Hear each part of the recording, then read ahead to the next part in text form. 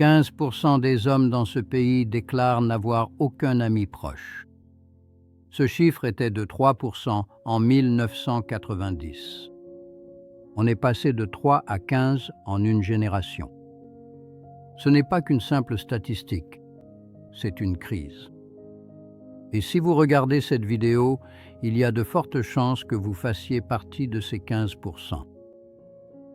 J'ai 88 ans. J'ai conduit des trains de marchandises, des trains pour Union Pacifique pendant 38 ans. J'ai été seul plus que la plupart des gens ne peuvent l'imaginer. Seul dans la cabine d'une locomotive à 2 heures du matin, traversant la chaîne de Medicine Bow avec pour seule compagnie le moteur diesel et l'obscurité, et mes propres pensées pour seule compagnie. Je sais ce que ressent la solitude. Je connais la différence entre la solitude et l'isolement. Et je vais vous dire ce que j'ai appris, car j'ai failli mourir de ne pas le savoir. Ma femme Dottie est décédée il y a 6 ans. Nous avons été mariés pendant 54 ans. Et quand elle est morte, j'ai découvert quelque chose de terrible sur moi-même. Je ne savais pas comment être seul. J'avais passé des décennies seul dans cette cabine de locomotive, mais je n'avais en réalité jamais été seul, car j'avais toujours Dottie à retrouver à la maison. Elle était toute ma vie sociale. C'est elle qui se souvenait des anniversaires, des dates importantes, des noms des voisins. C'est elle qui passait les coups de fil, organisait les dîners et entretenait les amitiés. Je me contentais d'aller là où elle me disait d'aller. Quand elle est morte, je n'avais plus rien. Je veux dire, rien du tout. Je ne savais pas me nourrir autrement qu'avec des œufs brouillés. Je n'avais pas un seul ami à qui téléphoner.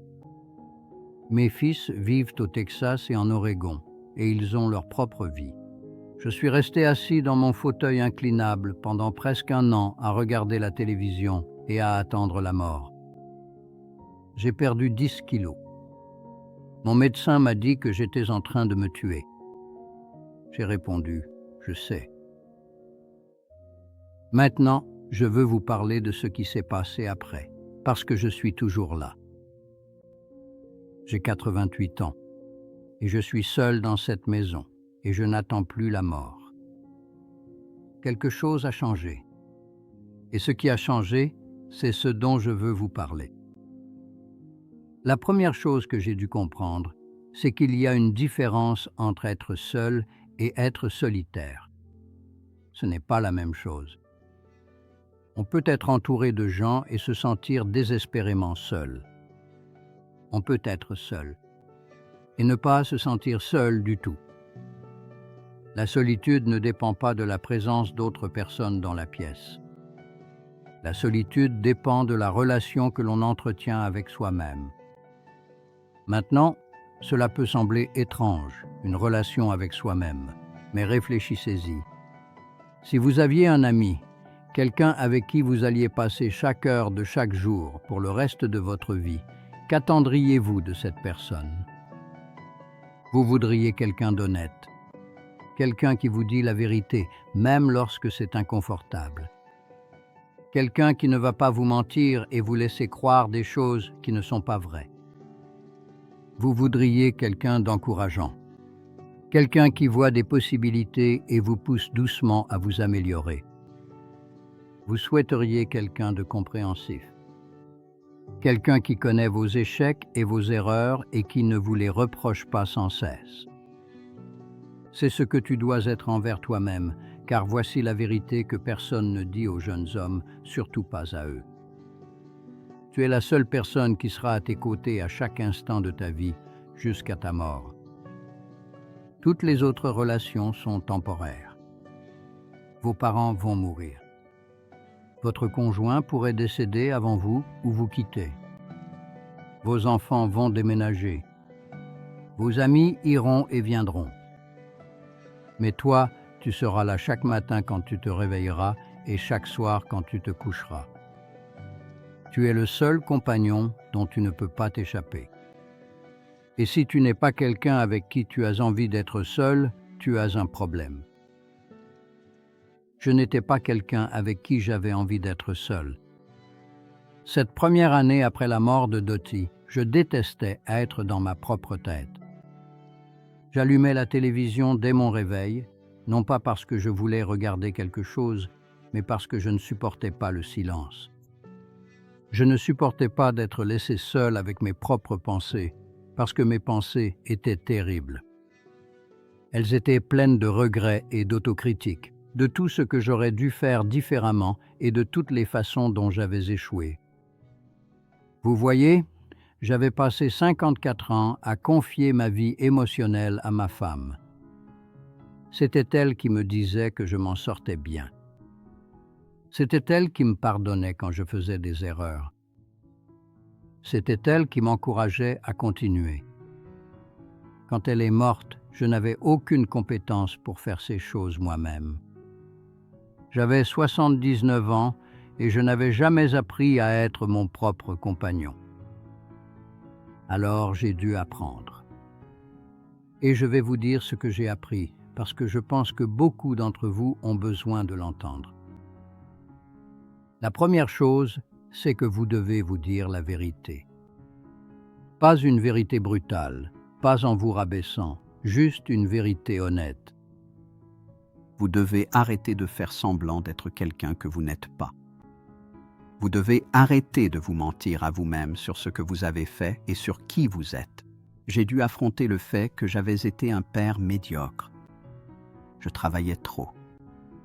Je partais pendant des jours entiers à gérer le chemin de fer. Et quand j'étais à la maison, j'étais fatigué. Et je n'ai pas donné à mes garçons l'attention qu'ils méritaient.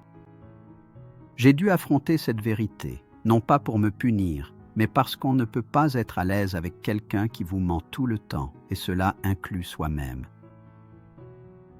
Mais voici la partie importante. Après vous être dit la vérité, vous devez vous pardonner. Vous devez dire « oui, ce n'était pas bien ». Mais je suis un être humain et j'ai fait de mon mieux avec ce que je savais à l'époque. Et je ne suis plus cette personne si je choisis de ne plus l'être. Si vous êtes seul avec vous-même et que tout ce que vous faites, c'est vous reprocher sans cesse le passé, vous n'aurez jamais envie d'être seul avec vous-même. Vous allez fuir la solitude pour vous jeter dans n'importe quelle distraction. Vous pouvez trouver la télévision, l'alcool, de mauvaises relations, n'importe quoi pour échapper à la voix dans votre tête qui ne cesse de vous critiquer. J'ai dû apprendre à être bienveillant envers moi-même. Ça peut sembler doux, ça peut sembler faible. Je suis un vieux cheminot qui a travaillé dans les tempêtes de neige et les déraillements, et je vous dis qu'apprendre à être bienveillant envers soi-même est l'une des choses les plus difficiles qu'un homme puisse faire, parce qu'on nous apprend à ne pas l'être. On nous apprend à être dur, à tenir bon et à ne jamais se plaindre. Et il y a de la valeur là-dedans, mais il y a une différence entre être dur et être cruel. Et beaucoup d'hommes sont cruels envers eux-mêmes d'une manière dont ils ne le seraient jamais envers quelqu'un d'autre. La deuxième chose que j'ai apprise, c'est qu'il faut devenir quelqu'un que vous respectez. Pas quelqu'un que les autres respectent. Quelqu'un que vous respectez. Parce que vous allez être seul avec vous-même. Et si vous ne respectez pas la personne que vous êtes, ce temps passé seul sera misérable. Qu'est-ce que cela signifie? Cela signifie que vous devez faire des choses difficiles, que vous devez tenir vos promesses envers vous-même, que vous devez construire quelque chose, apprendre quelque chose, apporter quelque chose. Après la mort de Dottie, j'ai appris à cuisiner tout seul. J'avais 79 ans et je n'avais jamais rien préparé de plus compliqué qu'un chili en conserve. J'ai acheté un livre de cuisine et j'ai commencé à préparer de vrais repas. Poulet rôti, bœuf, ragoût, des plats que Dottie avait l'habitude de faire. Il m'a fallu des mois pour devenir correct dans ce domaine. J'ai gâché plus de nourriture que je n'en ai mangé, mais je faisais quelque chose. Je développais une compétence. Je devenais quelqu'un capable de prendre soin de lui-même, et cela me donnait une raison de me respecter. J'ai commencé à marcher. Chaque matin, peu importe le temps, je vis dans le Wyoming. Il y a beaucoup de météo. Mais je me lève et je marche 2 miles avant le petit déjeuner parce que je me suis fait la promesse de le faire. Et je tiens mes promesses envers moi-même, tout comme je tiendrais une promesse à n'importe qui d'autre. Parce que si tu ne tiens pas tes promesses envers toi-même, tu perds le respect de toi-même. Et si tu ne te respectes pas, tu ne peux pas supporter d'être seul avec toi-même. La troisième chose, c'est que vous devez trouver quelque chose à faire qui compte.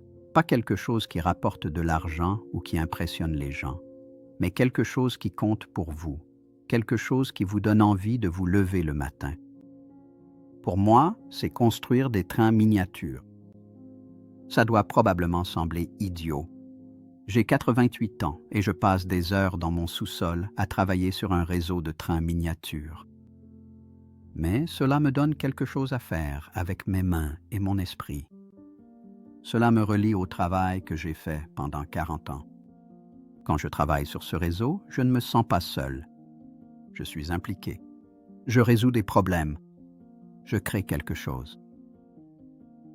Ce qui compte, ce n'est pas l'activité en elle-même. Ce qui compte, c'est d'en avoir une. Parce que les êtres humains ne sont pas faits pour rester assis à ne rien faire. Nous sommes faits pour travailler, créer et contribuer. Quand vous arrêtez de faire ces choses, vous commencez à mourir. Je le pense littéralement. Les recherches montrent que les personnes qui ont un sentiment de but vivent plus longtemps que celles qui n'en ont pas. Ce n'est pas seulement une question de bien-être. C'est une question de biologie. Votre corps sait quand vous avez abandonné et il commence à s'éteindre. Après avoir commencé à cuisiner, à marcher et à travailler sur mes trains, j'ai remarqué quelque chose.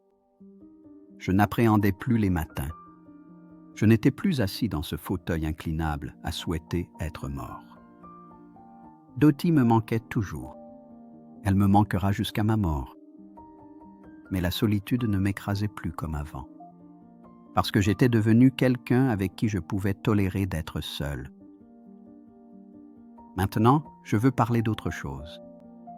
Parce qu'apprendre à être seul n'est pas la même chose qu'abandonner les autres. On parle beaucoup ces temps-ci de la solitude des jeunes hommes, du fait que les hommes n'ont pas d'amis, qu'ils se retirent de la société, et je comprends cela. Je comprends la tentation de dire « Très bien, je n'ai besoin de personne. Je vais simplement rester seul. » Mais ce n'est pas ce que je vous dis de faire. Ce que je vous dis, c'est que vous devez être capable d'être seul avant de pouvoir être avec les autres de manière saine. Parce que si vous ne supportez pas d'être seul avec vous-même, vous vous accrocherez à des relations qui vous sont néfastes. Vous resterez avec des personnes qui vous traitent mal, parce qu'être avec elles est mieux que d'être avec vous-même.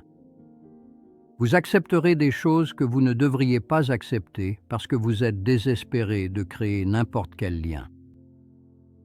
Quand vous pouvez être seul, quand vous pouvez être votre propre compagnon, vous gagnez la capacité de choisir vos relations au lieu d'en avoir besoin, et cela change tout. J'ai des amis maintenant, pas beaucoup, mais de bons amis. Je vais prendre le petit déjeuner tous les mardis et jeudis au relais routier sur Del Range. Nous sommes si vieux de la vieille à nous retrouver là-bas. Nous buvons du café, nous râlons sur la politique, nous parlons de la météo et de ce qui nous fait mal aujourd'hui. Ce ne sont pas des partages émotionnels profonds. Nous sommes de vieux hommes du Wyoming. Nous ne faisons pas ça. Mais c'est un lien. C'est une communauté. C'est suffisant. J'ai ces amitiés parce que je n'en ai pas besoin. Et cela peut sembler paradoxal, mais c'est vrai. Je peux venir à ce petit déjeuner et être moi-même parce que je ne suis pas désespéré d'obtenir leur approbation. Je ne m'accroche pas à eux pour combler un vide. J'ai fait le travail de combler mon propre vide, donc je peux être présent avec eux au lieu d'avoir besoin d'eux. Les hommes ne sont pas doués pour se faire des amis après un certain âge. Je le sais. Les recherches le montrent et ma propre expérience le confirme.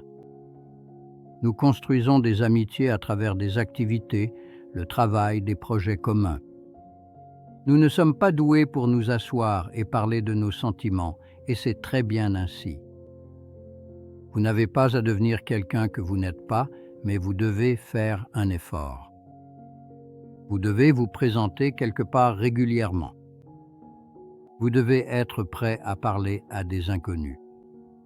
Vous devez accepter que ce soit gênant et inconfortable, et le faire quand même. J'ai failli ne pas aller à ce premier petit déjeuner au relais routier. Je suis resté assis dans mon camion sur le parking pendant 20 minutes, essayant de me convaincre de ne pas y aller.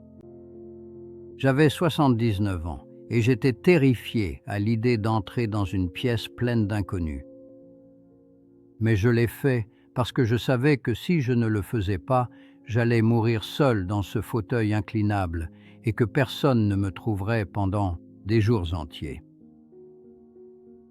Il y a autre chose que je veux dire aux jeunes hommes qui regardent ceci, parce que je lis ce qui s'écrit sur les jeunes hommes et la solitude, et certains propos m'inquiètent. Ne laissez pas votre solitude se transformer en amertume. Ne la laissez pas se transformer en haine. Je vois des jeunes hommes tellement en colère contre le monde, contre les femmes, contre la société, parce qu'ils sont seuls, et ils ne savent pas quoi faire de cette situation. Et je comprends cette colère. La solitude fait mal. C'est une douleur physique. C'est aussi nocif pour votre santé que de fumer 15 cigarettes par jour. C'est ce que montrent les recherches. Donc, la douleur est réelle. Mais la solution n'est pas de brûler le monde. La solution, c'est de devenir quelqu'un qui mérite la connexion. Pas d'exiger que les autres se connectent à vous. Pas de blâmer les autres pour votre isolement. Mais de faire le travail pour devenir une personne avec qui les gens ont envie d'être. Cela signifie être honnête. Cela signifie être gentil. Cela signifie être fiable. Cela signifie contribuer au lieu de seulement prendre. Et cela signifie être patient. Parce que la connexion prend du temps. Les amitiés ne se forment pas du jour au lendemain. La confiance ne se construit pas en une semaine. Il faut être présent encore et encore, mois après mois, année après année, avant que les relations ne deviennent vraiment profondes et significatives. Il n'y a pas de raccourci. Je suis seul depuis 6 ans maintenant. Vraiment seul, d'une manière que je n'avais jamais connue pendant les 79 premières années de ma vie, et je peux vous dire que c'est supportable. C'est même plus que supportable. Il y a une sorte de paix là-dedans à laquelle je ne m'attendais pas. Je me réveille quand je veux. Je mange ce que je veux. Je passe mon temps comme je l'entends. Je ne rends de compte à personne sauf à moi-même. Il y a des sorts bien pires, mais j'ai dû travailler pour obtenir cette paix. J'ai dû devenir quelqu'un avec qui je pouvais supporter d'être seul. J'ai dû trouver un but, une routine et de la discipline. J'ai dû me forcer à sortir de ce fauteuil et à affronter le monde. Cela n'est pas arrivé par hasard et cela ne s'est pas fait du jour au lendemain. Tu peux y arriver. Quel que soit ton âge, quelle que soit ta situation, tu peux apprendre à être ton propre compagnon. Tu peux apprendre à te dire la vérité avec bienveillance. Tu peux apprendre à te pardonner, à te respecter et à prendre soin de toi. Tu peux construire une vie qui ne dépend pas des autres tout en laissant une place aux autres dedans. Tout commence par une décision. Vas-tu rester assis dans ce fauteuil à attendre la mort? Ou vas-tu te lever et vivre? Je suis resté assis dans ce fauteuil pendant presque 1 an avant de prendre ma décision. J'espère qu'il ne te faudra pas autant de temps. Dottie serait fière de moi, je pense. Elle disait toujours que j'étais trop têtu pour abandonner. Il s'avère qu'elle avait raison là-dessus, au moins. J'ai 88 ans, je suis toujours là et je n'attends plus la mort. C'est déjà quelque chose. Peut-être que c'est suffisant.